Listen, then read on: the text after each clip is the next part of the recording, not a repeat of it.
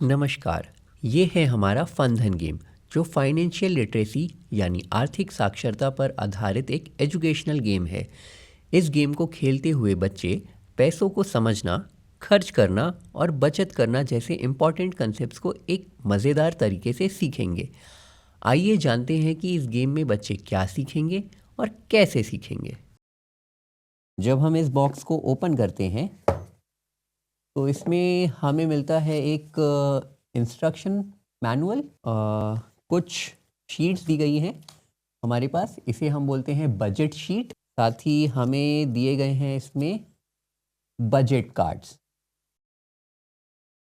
हमें मिलता है इस बॉक्स में रिस्क कार्ड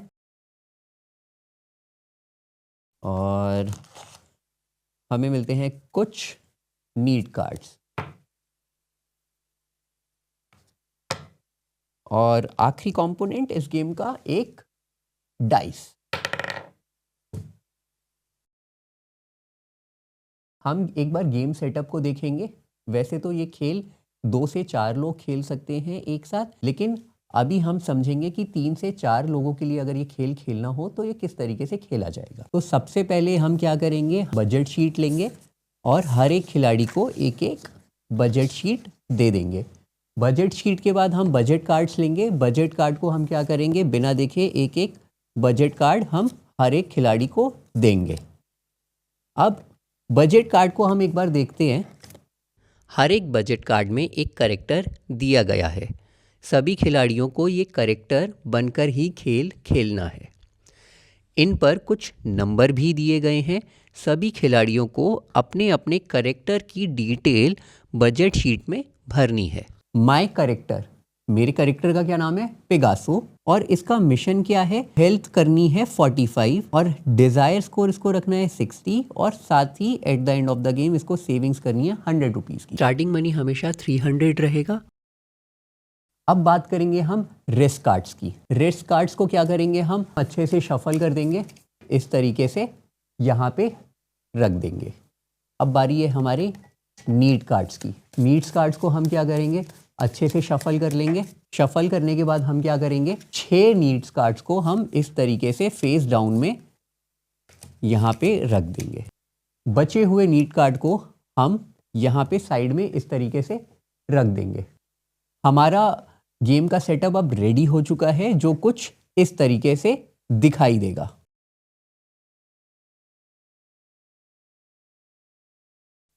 हम जानेंगे ऑब्जेक्टिव ऑफ द गेम क्या है।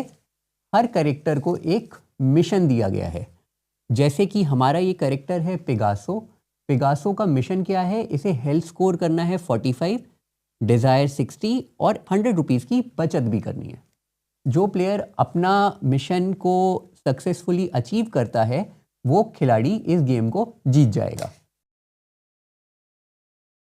गेम को शुरू करने के लिए हम क्या करेंगे, हम सबसे पहले ये जो हमारे नीड कार्ड्स है उसको हम क्या करेंगे, फेस अप करेंगे। सबसे पहला प्लेयर कौन होगा, जो प्लेयर सबसे रिसेंटली बैंक गया होगा उसको पहला खिलाड़ी बनाया जाएगा। अब पहला प्लेयर या तो नीड कार्ड उठा सकता है या रिस्क कार्ड उठाने का फैसला कर सकता है। पहले देखते हैं कि नीड कार्ड उठाने पे क्या होता है।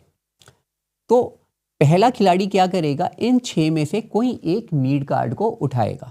मान लीजिए पेगासो ने ये नीड कार्ड उठाया जो क्या है, चॉकलेट, और इसके लिए इसने खर्च करे हैं 15 रुपए और इस पे इसे मिलता है 2 हेल्थ स्कोर, 5 डिजायर स्कोर। इसको भरेंगे हम अपनी शीट पे। किस तरीके से, रीजन फॉर गेन और लॉस इन मनी, इसमें मैंने किस चीज़ में पैसे खर्च करे हैं, चॉकलेट, मैंने चॉकलेट खरीदा है। मैंने कितने पैसे खर्च करे हैं, 15, तो मैं यहाँ पे लिखूंगा -15।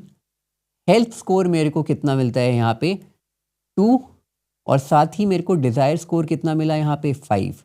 मेरे पास पहले 300 रुपये थे और उसमें से 15 चले गए तो कितने हो गए, यहाँ पे मैं 300 -15 285। तो इस तरीके से मैं अपनी बजट शीट पे अपने खर्च करने का सारा रिकॉर्ड रखूंगा। जैसे ही यहाँ पे एक कार्ड की जगह खाली हो जाएगी तुरंत हम डेक में से एक नीड कार्ड उठाएंगे और यहाँ पे इस तरीके से रख देंगे। हर खिलाड़ी के पास विकल्प होगा इन 6 में से एक नीड कार्ड उठाने का, या तो फिर वो रिस्क कार्ड उठाने का चयन कर सकता है।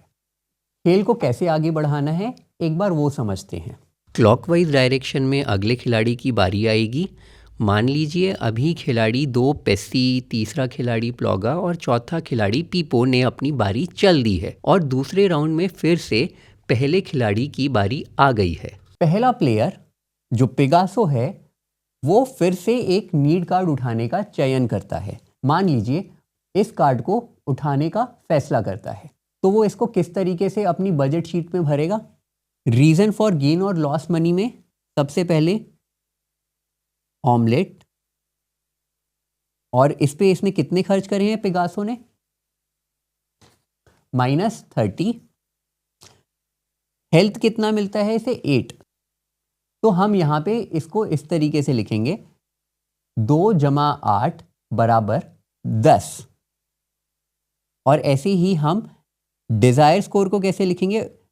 5 + 6 = 11। अब कितना मेरे पास पैसा बचा?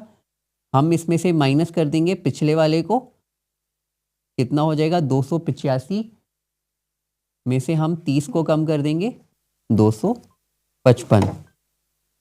तो यहाँ पे हमें ध्यान रखना है कि हम जब भी हेल्थ और डिजायर स्कोर को अपना भर रहे हैं तो क्यूमुलेटिव तरीके से भरेंगे। इसका फायदा ये है कि आप एक नज़र में देख सकते हैं कि आपका टोटल हेल्थ और डिजायर स्कोर क्या है और मिशन अचीव करने के लिए और कितना चाहिए। जैसे कि मैं यहाँ पे देख सकता हूँ मेरा अभी तक टोटल हेल्थ स्कोर कितना हुआ है? 10, और यहाँ पे 11 मेरा डिजायर स्कोर हुआ है। अब हम जानेंगे रिस्क कार्ड को कैसे खेलना है। रिस्क कार्ड को खेलने के लिए सबसे पहले हम डाइस लेंगे। डाइस को हम रोल करेंगे। रोल करने के बाद जैसे हमारे पास आया पिंक, तो हम एक रिस्क कार्ड उठाएंगे। रिस्क कार्ड में देख सकते हैं 3 सिचुएशंस हैं।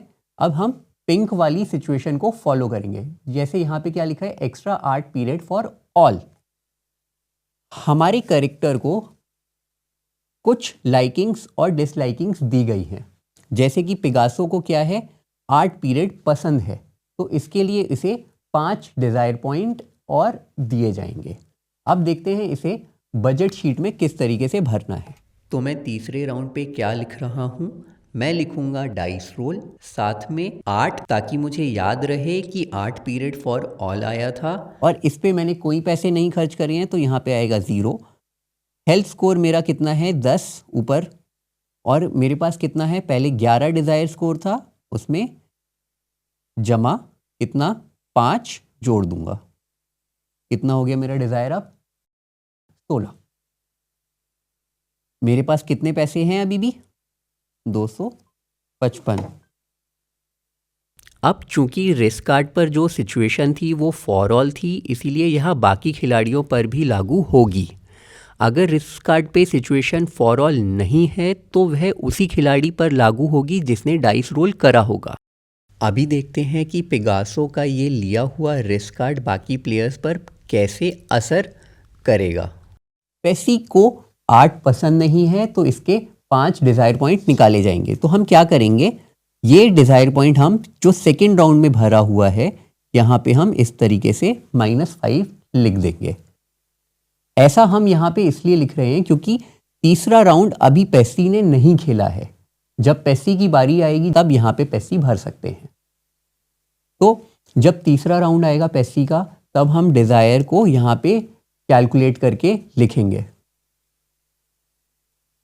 गेम में टोटल 14 ही रिस्क कार्ड दिए गए हैं, इसीलिए अगर कभी भी रिस्क कार्ड खत्म हो जाते हैं तो उन्हें गेम में दोबारा नहीं लाया जाएगा।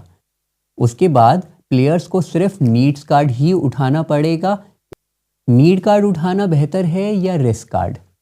नीड कार्ड चुनते वक्त आप स्ट्रैटेजी भी यूज कर सकते हैं।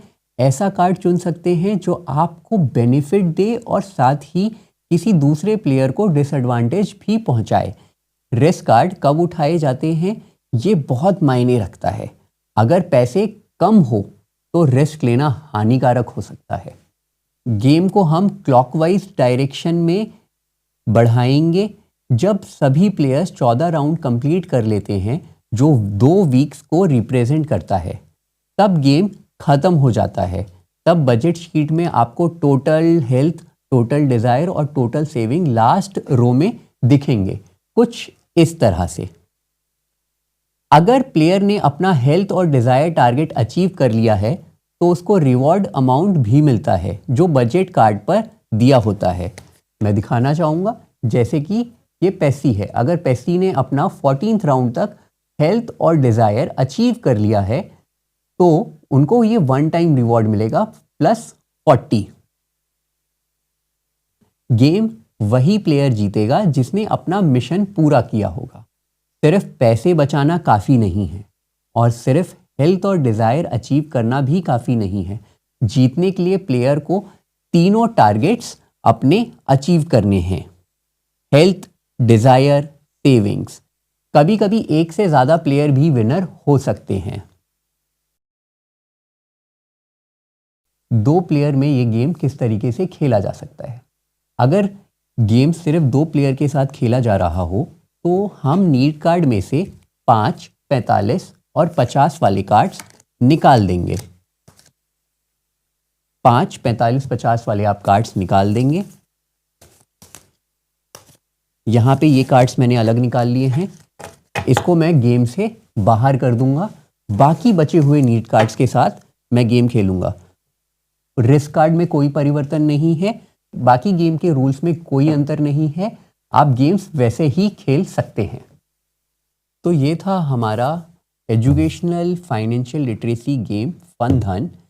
हमें उम्मीद है कि आपको ये गेम पसंद आया होगा और आप इसे खेलते हुए पैसों की समझ और बजटिंग के इम्पॉर्टेंट स्किल्स सीखेंगे। अगर आपके पास कोई फीडबैक या सवाल हो तो हमें ज़रूर लिखें। उसे कमेंट्स में भी शेयर कर सकते हैं। धन्यवाद।